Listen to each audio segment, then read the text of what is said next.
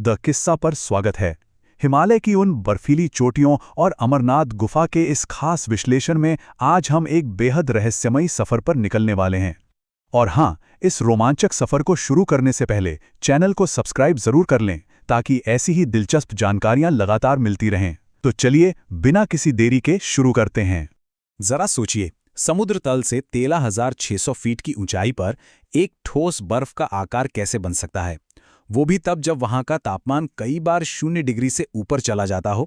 विज्ञान के लिए भी ये एक बहुत बड़ी पहेली है। और सच कहें तो यही वो सबसे बड़ा रहस्य है जो शुरुआत में ही हर किसी का ध्यान अपनी तरफ खींच लेता है। खैर, आगे बढ़ते हैं और देखते हैं कि इस गुफा की खोज आखिर हुई कैसे। लोक कथाएं और इतिहास दोनों इस बारे में क्या कहते हैं। गुफा की खोज को लेकर ना तो बिल्कुल अलग अलग कहानियां सुनने को मिलती हैं। एक तरफ 16वीं शताब्दी की वो बहुत मशहूर लोक कथा है जिसमें कहा जाता है कि बूटा मलिक नाम के एक मुस्लिम चरवाहे ने इस गुफा को खोजा था। लेकिन जब हम ऐतिहासिक दस्तावेजों की तरफ देखते हैं तो कहानी बिल्कुल बदल जाती है। 12वीं सदी के इतिहासकार कल्हण की किताब राजतरंगिनी और भारतीय पुरातत्व सर्वेक्षण यानी ASI की माने तो ये गुफा 5000 साल से भी ज्यादा पुरानी है। दोनों ही पहलू अपने आप में काफी हैरान करने वाले हैं। अब बात करते हैं उस प्राचीन पौराणिक मान्यता की जो सीधे तौर पर अमरत्व यानी कभी न मरने के रहस्य से जुड़ी है। ऐसा माना जाता है कि भगवान शिव जब देवी पार्वती को अमर कथा सुनाने जा रहे थे तो वो इस बात को बिल्कुल गुप्त रखना चाहते थे। इसलिए उन्होंने अपने हर एक साथी को रास्ते में ही अलग अलग जगहों पर छोड़ दिया।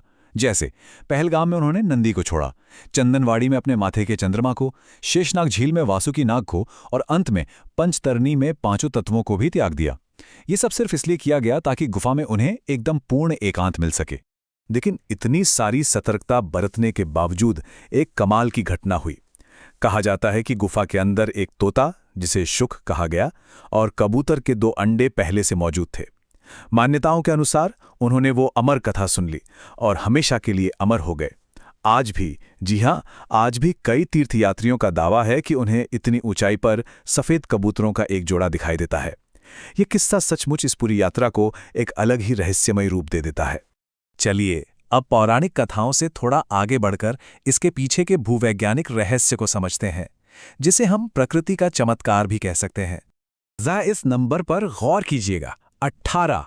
गुफा की छत से जो पानी की बूंदें टपकती है ना, उनके जमने से जो स्टैलेग्माइट या हिमस्तंभ बनता है उसकी ऊंचाई 18 फीट तक पहुंच सकती है। 18 फीट! और सबसे ज्यादा हैरान करने वाली बात तो ये है कि ठोस बर्फ का ये आकार चंद्रमा की कलाओं के साथ साथ बढ़ता और घटता है। पूर्णिमा के दिन ये अपने चरम पर होता है और अमावस्या आते आते धीरे धीरे विलीन हो जाता है।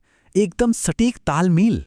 अब बात करते हैं उस असल परीक्षा की जो इस दुर्गम तीर्थयात्रा में लोगों को देनी पड़ती है।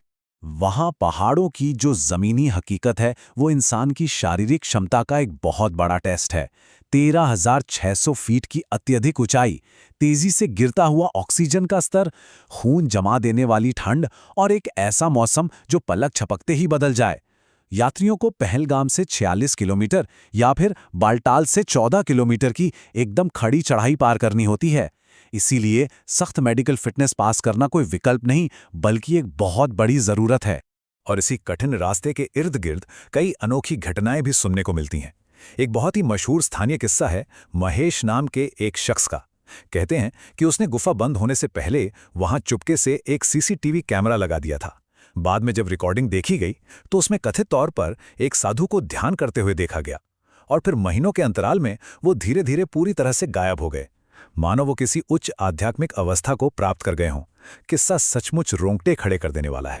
इन सब के अलावा एक और सच्चाई है जिस पर बात करना जरूरी है, और वो है क्षेत्रीय तनाव के बीच लोगों की आस्था। इतिहास गवाह है कि इस क्षेत्र की सुरक्षा स्थिति हमेशा से चुनौतीपूर्ण रही है। 1993 में जब पहली बार गंभीर खतरे सामने आए, तब से लेकर अगस्त 2000 का वो दुखद हमला जिसमें 32 लोगों की जान चली गई, और फिर 2017 में एक बस पर हुआ हमला जिसमें 8 लोग मारे गए, ये सभी गंभीर खतरे इस यात्रा के साथ जुड़े रहे हैं। लेकिन इन सब के बावजूद ये यात्रा कभी भी रुकी नहीं। इसीलिए आज के समय में तीर्थयात्रियों की सुरक्षा के लिए जो इंतजाम किए जाते हैं वो अभूतपूर्व हैं। सीआरपीएफ की तैनाती, सेना और जम्मू कश्मीर पुलिस का बेहतरीन तालमेल, चप्पे चप्पे पर डॉग स्क्वाड, आसमान से ड्रोन के जरिए निगरानी और 24 घंटे चलने वाले चेक पॉइंट्स, ये सारी एजेंसियां मिलकर एक ऐसा अभेद्य सुरक्षा चक्र बनाती हैं ताकि हर एक यात्री उस दुर्गम रास्ते पर सुरक्षित रहे। पर इन भारी सुरक्षा इंतजामों और वास्तविक खतरों के बीच जो बात सबसे ज्यादा दिल को छू लेती है, वो है लोगों का वो अटूट विश्वास। 2017 के बस हमले में जो लोग बच गए थे, उनका एक भावुक बयान इस पूरी यात्रा के सार को बयां करता है। चाहे कुछ भी हो जाए, हम बाबा के दरबार में फिर आएंगे। ये शब्द दिखाते हैं कि इंसान के अंदर का साहस और आस्था कितनी गहरी हो सकती है। और शायद इसीलिए जब लोग इतनी मुश्किलों के बाद गुफा तक पहुंचते हैं, तो वो सिर्फ एक यात्रा नहीं, बल्कि एक बहुत बड़ी आध्यात्मिक विजय होती है। तो अंत में ये सब जानने के बाद एक बहुत ही गहरा सवाल हमारे सामने आता है। अमरनाथ गुफा में घटने वाली ये अद्भुत घटना, क्या ये सिर्फ एक वैज्ञानिक पहेली है जिसका जवाब मिलना बाकी है? क्या ये सदियों पुरानी कोई रहस्यमयी कथा है, या फिर ये उस इंसानी जज्बे और कभी न टूटने वाली आस्था की जीत है? इस बारे में ज़रूर सोचिएगा। द किस्सा के इस विश्लेषण में हमारे साथ जुड़ने के लिए बहुत बहुत शुक्रिया। ऐसे ही और रोचक विषयों के लिए चैनल के साथ बने रहें।